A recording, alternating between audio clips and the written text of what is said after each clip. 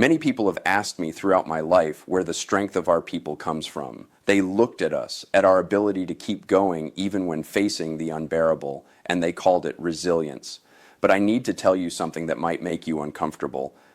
This resilience they admire so much in us should not be romanticized. It was forged in pain and injustice, in the need to survive in a world that was built to destroy us.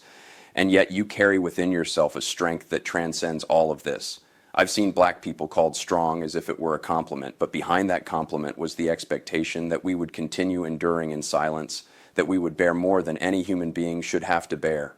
The truth that few have the courage to say is this: you don't need to prove your resilience by suffering more. You need to understand where it comes from to transform it into something that liberates, not something that imprisons. What I'm going to share with you now is not about enduring more. It's about understanding that the same strength that keeps you standing in the face of adversity can be directed toward building the life you deserve, not just surviving the life imposed on you. Your resilience is not a burden, it's a heritage. And understanding this difference changes everything. The resilience of black people didn't appear by chance. It was built through centuries of struggle, of resistance that manifested in visible and invisible ways, in great revolts, and in small daily acts of preserving one's own humanity. This strength you carry within yourself doesn't belong to you alone. It crosses generations, connects you to a lineage of people who faced the unbearable and still chose to continue, chose to keep alive their dignity, their culture, their capacity to love and create beautiful things in the midst of chaos. Martin Luther King Jr. understood something fundamental about this strength. He knew that the true resilience of black people was never just about enduring suffering. It was about transforming that suffering into dignity, about refusing to let oppression define human worth. This transformation happens the moment you recognize that within you pulses an ancestral force, a wisdom of survival that has been passed from generation to generation, not through books or speeches, but through the very act of existing and resisting. True growth begins the instant you stop seeing your resilience only as an automatic reaction to trauma. It's much more than that. It becomes a conscious choice, a firm positioning that external circumstances won't determine your essence. You may be in hostile environments.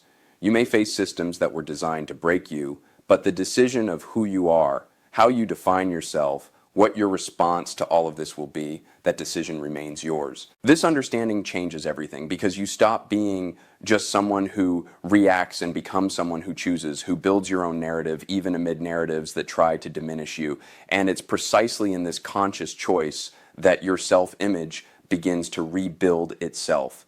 Your process of emotional maturity involves a deep reconciliation with the image you have of yourself. For years, decades, centuries, society offered distorted mirrors to black people, mirrors that reflected inferiority, that returned a diminished image, that lied about who you really are.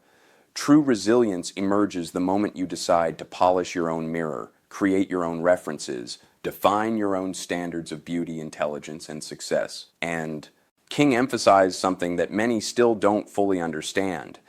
He knew that external liberation, the kind that involves changes in laws, institutions, social structures, would only be possible through internal liberation first. And this internal liberation means dismantling piece by piece the narratives of inferiority that have been internalized over generations. Narratives that went in so deep that sometimes we don't even realize they're there, influencing our choices, limiting our dreams, making us accept less than we deserve. You don't truly grow by denying that these narratives exist within you. Growth happens in honest confrontation with them, in the moment you face them with the truth of who you really are. Every time you choose your own definition of success, rejecting the standards that were created without you in mind, you're exercising this ancestral resilience. Every time you refuse to measure your worth by others' rulers, you're breaking invisible chains.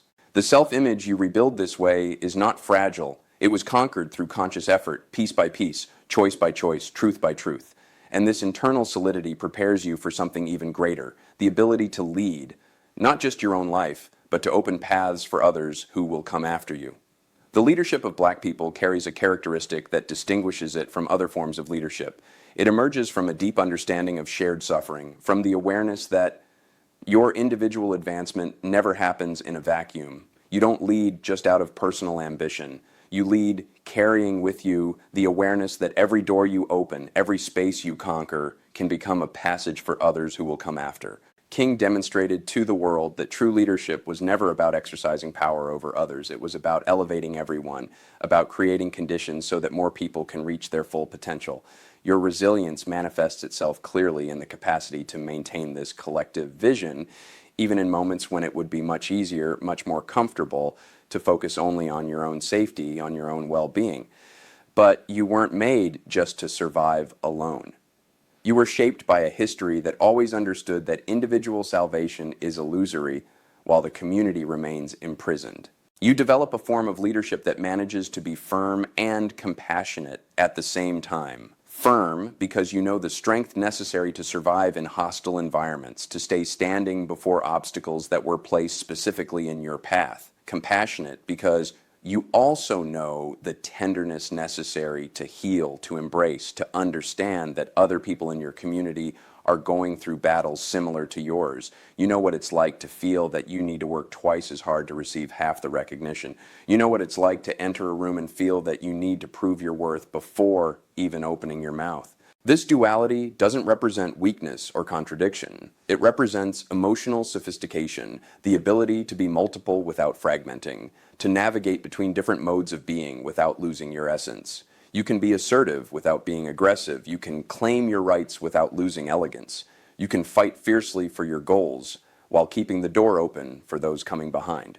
This ability to navigate between strength and sensitivity, between self-preservation and collective generosity, was developed because you needed to learn to read environments, to calibrate your presence, to choose your battles without ever abandoning the larger war. And it's precisely this sophistication that allows you to exist with dignity in spaces that constantly question your right to be there. You learn not to internalize others' doubts about your capability. You learn to separate what is yours from what is projection, what is prejudice disguised as constructive feedback, what is an attempt to keep you in a smaller place than you deserve to occupy. Existing with dignity in a system that constantly questions your worth is, in itself, an act of profound resilience. The self-respect you cultivate is not arrogance, it's not pride. It's the firm refusal to negotiate your humanity, to accept that others determine how much you're worth, to allow unjust structures to define the limits of what you can achieve or how you should be treated.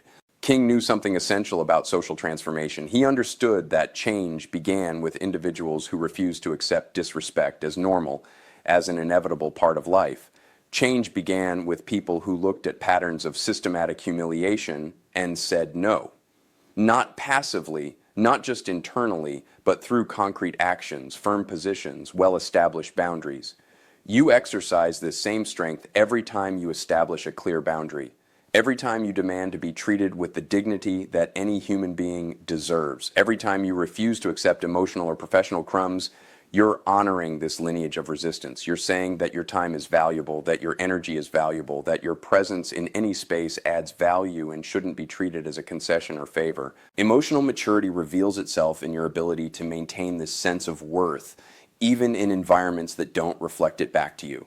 You learn that your self-respect cannot depend on external validation, because if it does, you'll always be at the mercy of systems and people who have an interest in keeping you insecure and making you doubt yourself. You understand that you can wait for respect eternally, or you can start respecting yourself so deeply that others' lack of respect becomes irrelevant to your self-image.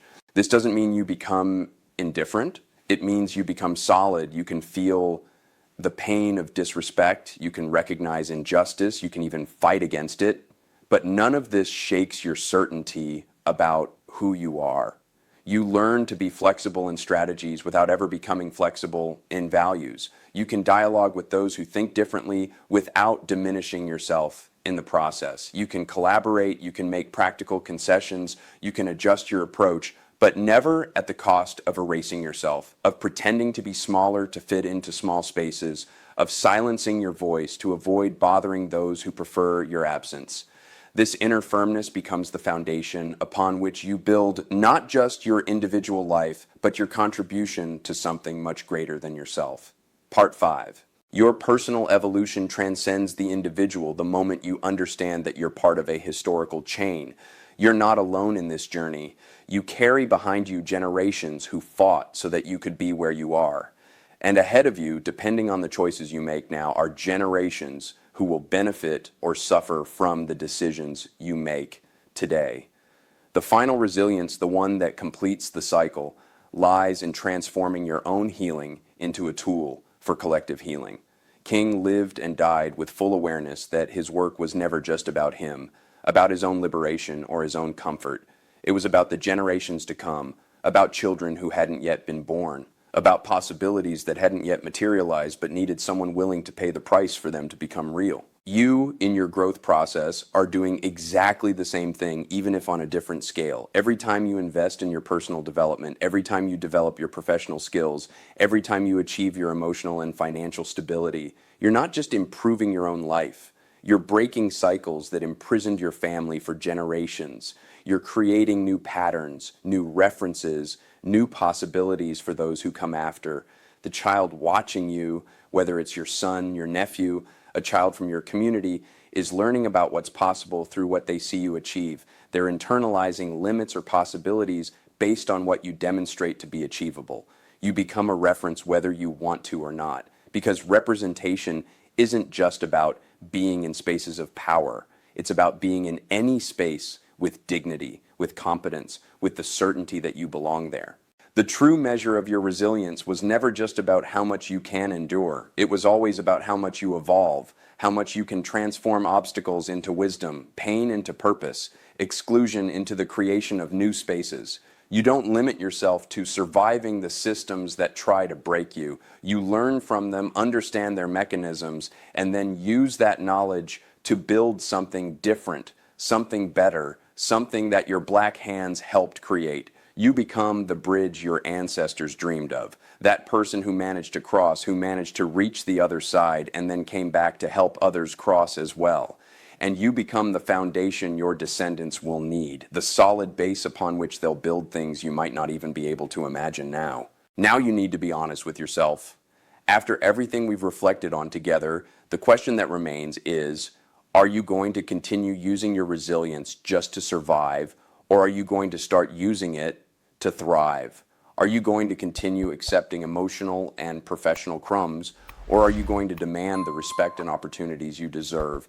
Are you going to allow the pain of the past to define your limits, or are you going to transform it into fuel to surpass all the barriers they placed in your path? Because the truth is this: you've already proven that you're strong enough to endure. Now you need to prove to yourself that you're brave enough to evolve, that you're wise enough to break the cycles that imprisoned you, that you're determined enough to become the bridge your ancestors dreamed of and the foundation your descendants will need. This journey of personal development isn't easy. It requires you to confront uncomfortable truths, to rebuild your self-image, to establish firm boundaries even in the face of resistance. But you were made for this. Your history proves you were made for this. If this content touched something within you, if it awakened reflections you need to continue exploring, I invite you to subscribe to this channel and turn on notifications, because we have much more to talk about regarding personal development, leadership, emotional maturity, and human growth. Your evolution doesn't end here. It's only beginning.